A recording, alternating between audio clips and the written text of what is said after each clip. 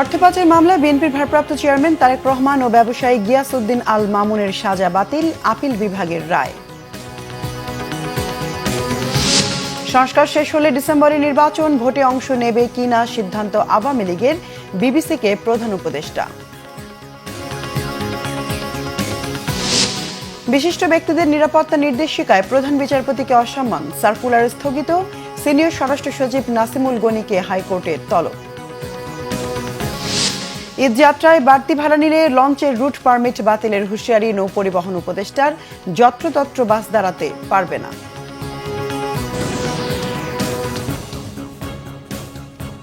দেখছিলেন crown cement সংবাদ শিরোনাম, এবার বিস্তারিত সংবাদ। সংস্কার কাজ দ্রুত শেষ হলে এবছরের ডিসেম্বরের মধ্যে নির্বাচন, আর তা না হলে নির্বাচন হবে মার্চের মধ্যেই, জানিয়েছেন প্রধান উপদেষ্টা ডক্টর মোহাম্মদ ইউনূস। তিনি আরো বলেন, আওয়ামী লীগ নির্বাচনে অংশ নেবে কি নেবে না সে সিদ্ধান্ত দলটিকেই নিতে হবে। ব্রিটিশ সম্প্রচার মাধ্যম বিবিসিকে দেয়া সাক্ষাৎকারে নির্বাচন সংস্কার সহ বিভিন্ন বিষয়ে কথা বলেছেন অন্তর্বর্তী সরকারের প্রধান। আগামী নির্বাচনে আওয়ামী লীগের অংশগ্রহণের সম্ভাব্যতা নিয়ে প্রশ্নের জবাবে ডক্টর ইউনূস বলেন, নির্বাচনে কোনো দলের অংশ নেয়া না নেয়ার বিষয়ে তিনি সিদ্ধান্ত দেবেন না, সিদ্ধান্ত নেবে নির্বাচন কমিশন। ছাত্র জনতার অভ্যুত্থানে শেখ হাসিনা ক্ষমতা ছেড়ে ভারতে পালানোর পর চলমান সহিংসতাকে ডক্টর ইউনূস ন্যায়সঙ্গত বলেছেন। সামাজিক মাধ্যমে আওয়ামী লীগের এমন অভিযোগের দিকে দৃষ্টি আকর্ষণ করেন বিবিসির প্রতিবেদক। এ বিষয়ে ডক্টর ইউনূস বলেছেন, অভিযোগ জানানোর জন্য আদালত আছে, আইন আছে। এখন যা ঘটছে তা অন্য যে কোনো সময়ের চেয়ে আলাদা নয়।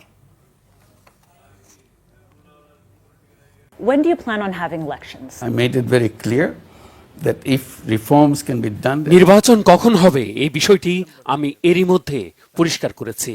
সংস্কার দ্রুত করা সম্ভব হলে এই বছরের ডিসেম্বরেই জাতীয় নির্বাচন হবে, আর ন্যূনতম সংস্কার বাস্তবায়নে দেরি হলে জাতীয় নির্বাচনের ভোট হবে আগামী বছরের মার্চের মধ্যে। আপনি যদি গত বছরের সঙ্গে এই সময়ের তুলনা করেন তাহলে মনে হচ্ছে আইন শৃঙ্খলা পরিস্থিতি ঠিক আছে, আদালত আছে, আইন আছে। শুধু বিবিসি প্রতিবেদকের কাছে অভিযোগ জানিয়ে বসে থাকবেন না, থানায় গিয়ে অভিযোগ করুন এবং দেখুন আইন তার পথে চলছে কিনা। don't go to a BBC correspondent to complain. You go to the police station to complain.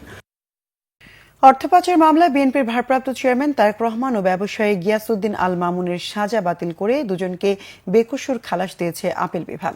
বৃহস্পতিবার প্রধান বিচারপতি সৈয়দ রেফাত আহমেদের নেতৃত্বাধীন আপিল বেঞ্চ এই আদেশ দেন। বিস্তারিত নাবিল জাহাঙ্গীরের রিপোর্টে।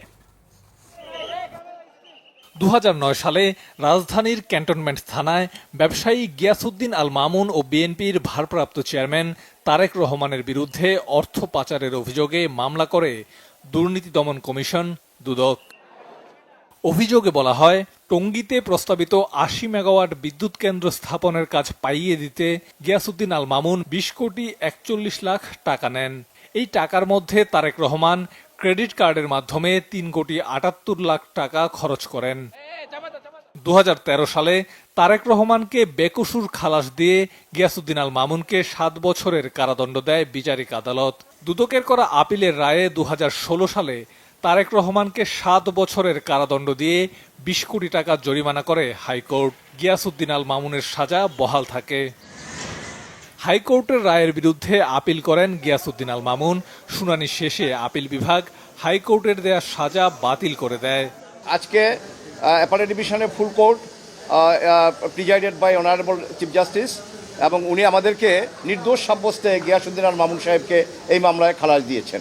আপিল বিভাগের রায়ে অর্থ পাচারের অভিযোগ মিথ্যা প্রমাণিত হওয়ায় এই মামলায় তারেক রহমানের সাজাও বাতিল হয়ে যায়। তারেক রহমান সাহেবের বিরুদ্ধে কোনো অভিযোগই নাই।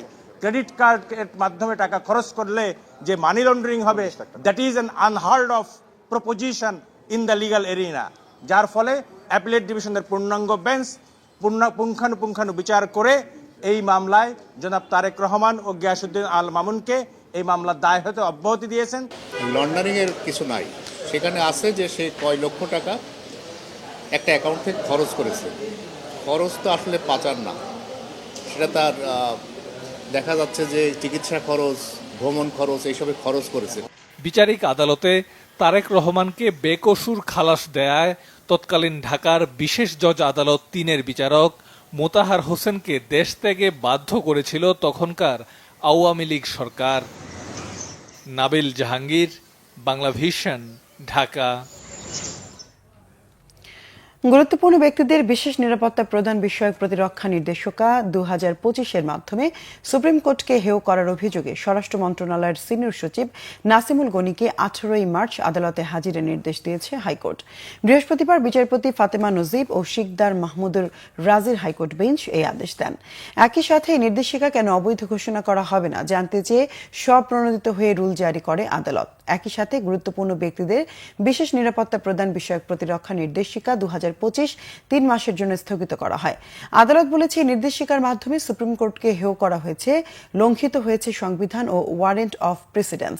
সেই সাথে রাষ্ট্রের গুরুত্বপূর্ণ দায়িত্ব পালন করা অ্যাটর্নি জেনারেল, জেলা দায়রা জজ, জেলা ম্যাজিস্ট্রেটদেরও নিরাপত্তা বিধানের বিষয়ে গুরুত্ব আরোপ করেন হাইকোর্ট।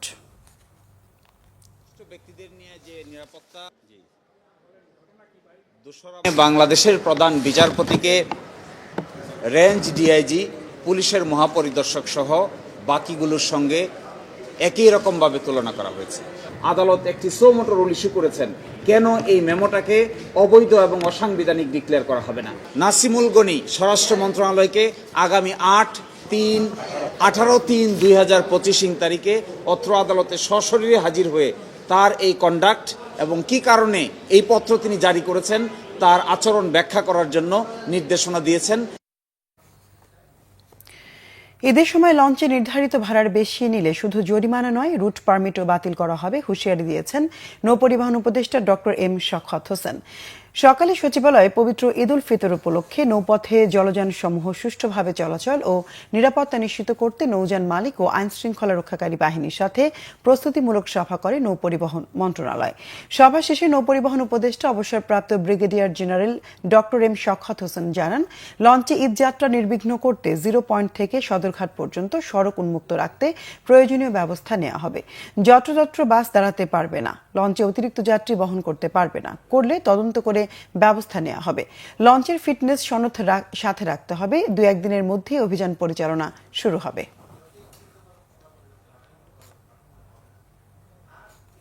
ভাড়ার উপরে কোনো ভাড়া নেবেন না।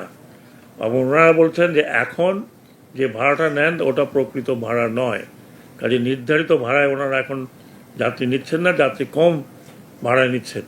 ওই নির্ধারিত ভাড়ায় ঈদের দিন বা ঈদের এই 15 তারিখ থেকে নির্ধারিত ভাড়া হবে, ওটা ওনারা আজকের থেকে বা কালকের থেকে টাঙিয়ে রাখবেন, যাতে যাত্রীরা দেখতে পারে যে এখন ওনারা কী পয়সায় যাচ্ছেন, নির্ধারিত ভাড়াটা কি। নির্ধারিত ভাড়ার বাইরে ওনারা ভাড়া নেবেন না। অতিরিক্ত যাত্রী বহন করতে পারবেন না। অতিরিক্ত যাত্রী বহন করলে আমাদের ইন্সপেক্টর থাকবে, শুধু সদরঘাটে না, রাস্তায় কোনো যদি নেন কোনো কোনো কোনো লঞ্চ মালিকেরা, জাহাজ মালিকেরা, সেটার জন্য কোস্টগার্ডকে বলা হয়েছে। জাতীয় পর্যায়ে গৌরবোজ্জ্বল ও কৃতিত্বপূর্ণ অবদানের স্বীকৃতি হিসেবে এবছর স্বাধীনতা পুরস্কার 2025 পাচ্ছেন 7 জন বিশিষ্ট ব্যক্তি। তারা হলেন মহান মুক্তিযুদ্ধের সর্বাধিনায়ক জেনারেল এম.এ.জি. ওসমানী, কবি আল মাহমুদ, লেখক ও ইতিহাসবিদ বদরুদ্দিন উমর, ব্র্যাকের প্রতিষ্ঠাতা স্যার ফজলে হাসান আবেদ, পপগুরু আজম খান, ভাস্কর নভেরা আহমেদ ও বুয়েট ছাত্র আবরার ফাহাদ। প্রধান উপদেষ্টা ডক্টর মোহাম্মদ ইউনুস বিশিষ্ট ব্যক্তিদের হাতে স্বাধীনতা পুরস্কার 2025 তুলে দেবেন। নতুন রাজনৈতিক দল জনগণের রায়ে ক্ষমতায় আসতে পারলে তাদের পরিকল্পনা বাস্তবায়ন করার পরামর্শ দিয়েছেন বিএনপির ভাইস চেয়ারম্যান আব্দুল আউয়াল মিন্টু। দুপুরে রাজধানীর গুলশান শুটিং ক্লাবে নারী উদ্যোক্তাদের মেলা উদ্বোধন করে তিনি মন্তব্য করেন। আব্দুল আউয়াল মিন্টু বলেন, শেখ হাসিনার বিচার সবাই চায়, কিন্তু বিচার না করে নির্বাচন নিয়ে কথা বলা যাবে না, এমন মতামত চাপিয়ে দেওয়ার সুযোগ নেই। কোনো রাজনৈতিক দলের নিজস্ব পরিকল্পনা থাকতে পারে, জনগণ তাদের নির্বাচিত করলে তখন পরিকল্পনা বাস্তবায়ন করার সুযোগ নিতে নতুন রাজনৈতিক দলের প্রতি আহ্বান জানান বিএনপির ভাইস চেয়ারম্যান আব্দুল আউয়াল মিন্টু। নির্বাচিত গণতান্ত্রিক সরকার থাকলে দেশের সার্বিক আইন শৃঙ্খলা পরিস্থিতি স্বাভাবিক থাকবে বলে আশা করেন বিএনপির এই নেতা। অনেকে অনেক কথা বলতে পারে, সবকিছু কি মন্তব্য করা দরকার আছে? আমি মনে করি না। ওনারা একটা জিনিস চাইতেই পারে, সংবিধান পরিবর্তন চাইতে পারে, সংবিধানের মানে আপনার নতুন সংবিধান চাইতে পারে।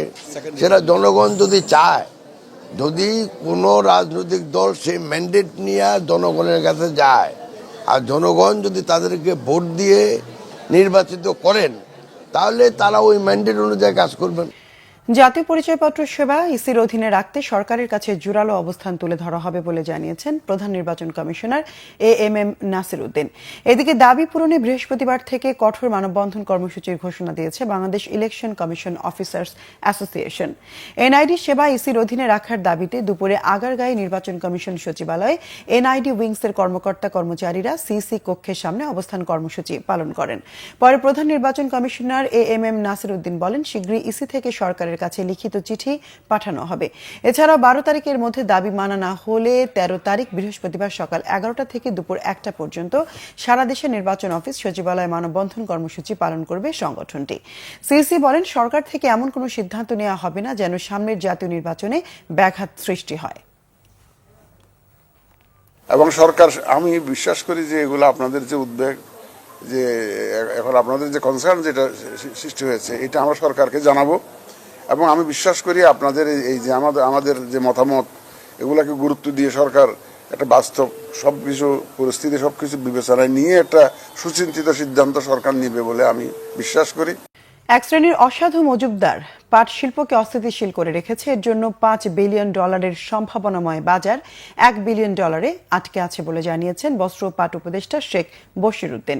সকালে রাজধানীর খামারবাড়িতে জুট ডাইভার্সিফিকেশন প্রমোশন সেন্টারে জাতীয় পাট দিবস উপলক্ষে বহুমুখী পাট পণ্য মেলার উদ্বোধনী অনুষ্ঠানে তিনি একথা বলেন।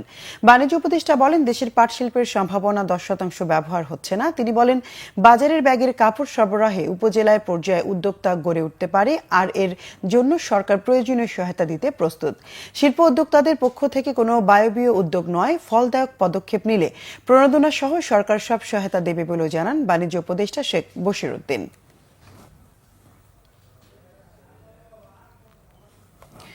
যুব ক্রীড়া উপদেষ্টা আসিফ মাহমুদ সজীব ভুঁইয়া বলেছেন, আবরার ফাহাদ হচ্ছেন আগ্রাসন বিরোধী সংগ্রামের চেইন। দুপুরে কুষ্টিয়া জেলা স্টেডিয়ামে আনুষ্ঠানিকভাবে শহীদ আবরার ফাহাদ স্টেডিয়ামের উদ্বোধন করেন আসিফ মাহমুদ ও আবরারের বাবা বরকতুল্লাহ। এ সময় উপদেষ্টা আসিফ মাহমুদ বলেন, আবরারকে আজীবন স্মরণ করতে কুষ্টিয়া স্টেডিয়াম তার নামে নামকরণ করা হয়েছে। এই স্টেডিয়ামকে আরও আধুনিক করা হবে। 2022 সালের 13 জানুয়ারি প্রায় 40 কোটি টাকা ব্যয়ে এই স্টেডিয়াম নির্মাণ কাজের উদ্বোধন করা হয়। 5 আগস্টে আওয়ামী লীগ সরকার পতনের পর শেখ রাসেল নাম পরিবর্তন করে স্টেডিয়ামটি শহীদ আবরার ফাহাদের নামে নামকরণ করা হয়। এর আগে সকালে কুমারখালীর কয়া গ্রামে আবরার ফাহাদের কবর জিয়ারত করেন আসিফ মাহমুদ। পরে সেখানে আবরার ফাহাদের নামে নির্মিত মসজিদের সংস্কার কাজের উদ্বোধন করেন তিনি।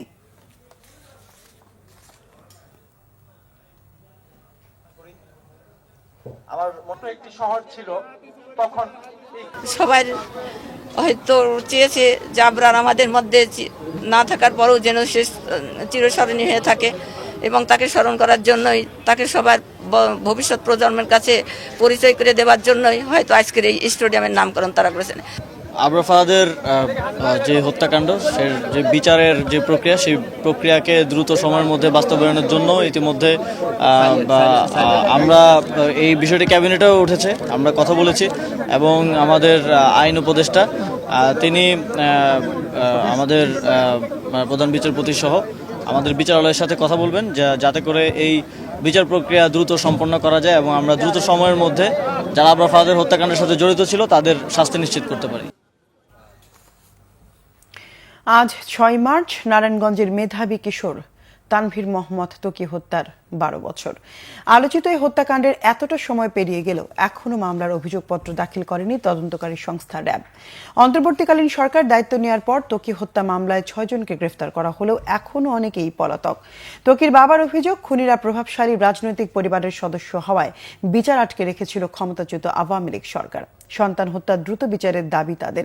নারায়ণগঞ্জ প্রতিনিধি আফজাল হোসেন পন্টির পাঠানো তথ্য ছবিতে দেখুন ডেস্ক রিপোর্ট। 2013 সালের 6 মার্চ নারায়ণগঞ্জ নগরীর শায়েস্তা খান রোডের বাসা থেকে বেরিয়ে সুধিজন পাঠাগারে যাওয়ার পথে নিখোঁজ হয় ইংলিশ মিডিয়ামের ছাত্র তানভীর মোহাম্মদ ত্বকি। 2 দিন পর শীতলক্ষ্যা নদীর কুমুদিনী শাখা খাল থেকে ত্বকির লাশ উদ্ধার করে পুলিশ। সে সময় দেশব্যাপী এই হত্যাকাণ্ড আলোড়ন তোলে। ত্বকি হত্যা মামলায় র্যাব তদন্তের দায়িত্ব পাওয়ার পর 5 জনকে গ্রেপ্তার করা হয়। আদালতে স্বীকারোক্তিমূলক জবানবন্দিতে উঠে আসে প্রয়াত সংসদ সদস্য নাসিম ওসমানের ছেলে আজমেরি ওসমানের নেতৃত্বে ত্বকিকে অপহরণের পর হত্যা করা হয়। র্যাবের তখনকার অতিরিক্ত মহাপরিচালক কর্নেল জিয়াউল আহসান সংবাদ সম্মেলনে জানান, আজমেরী সহ 11 কিশোর ত্বকী হত্যায় অংশ নিয়েছিল।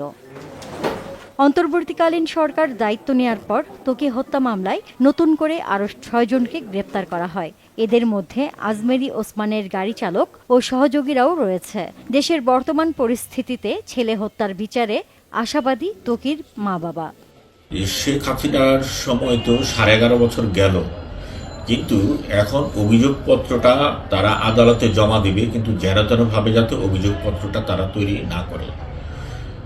কারণ এই হত্যার নির্দেশদাতা শামীম ওসমান, তার ছেলেটার সাথে জড়িত এবং অন্যান্য যারা এগুলোর সাথে জড়িত সবাইকে এটার সাথে যুক্ত করে একটা পূর্ণাঙ্গ অভিযোগপত্র এবং ত্রুটি মুক্ত একটা অভিযোগপত্র যাতে তৈরি করে আদালতে জমা দেওয়া হয়।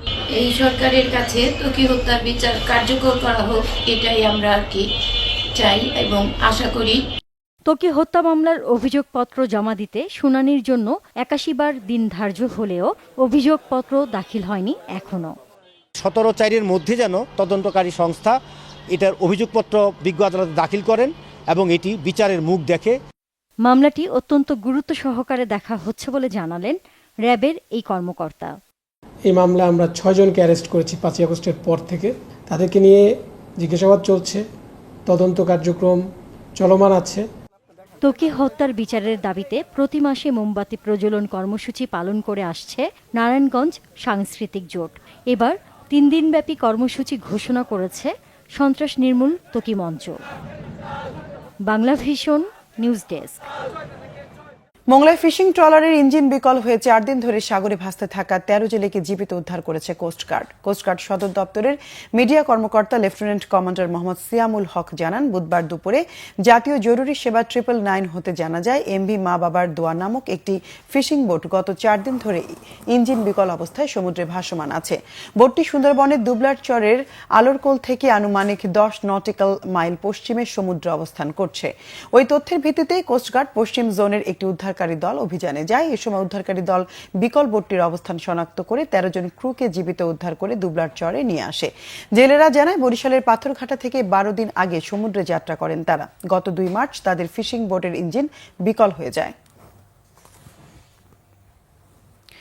তথ্য যোগাযোগ প্রযুক্তি মন্ত্রণালয়ের সাবেক সিনিয়র সচিব NM জিয়াউল আলমকে চট্টগ্রাম থেকে গ্রেফতার করেছে সিআইডি। ঢাকার একটি টিম বুধবার রাতে মহানগরীর 5 লাইশ এলাকার চট্টগ্রাম মেডিকেল কলেজ হাসপাতালের এক চিকিৎসকের বাসা থেকে তাকে গ্রেফতার করে।